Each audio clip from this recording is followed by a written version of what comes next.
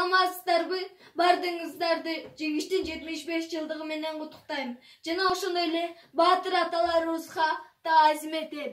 Сиздерге кааларым чын ден-соолук, узун өмүр, аманчылык, бакыт таалай каалайм. Жана сиздер жок биздин жашообузду элестете албайм.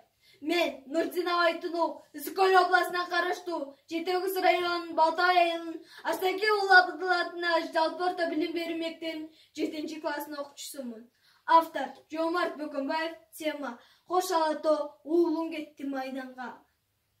Тып-тыныч жаткан элиме душман келип кол салды. Бейпил жаткан жеримде кандуу согуш башталды.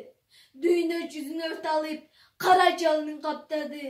Кыяндай жүрөт шаркырап, кызыл кандын акканы. Ушундай апаат күндөрдө уяттан уят эмеспи уулуңдун үйдө жатканы.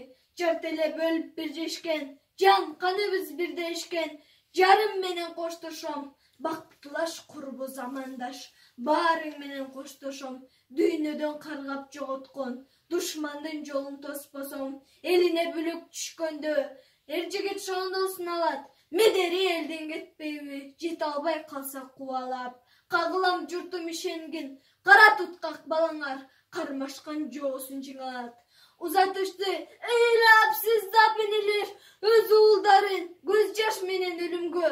Курман болду, баатыр болду нечендер, жашасын деп бизди ушул өмүрдө.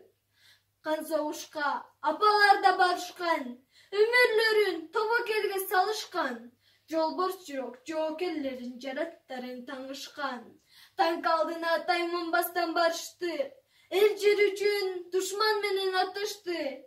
Эч тайманбас биздин баатыр аталар, эли бизге жеңиш менен кайтышты.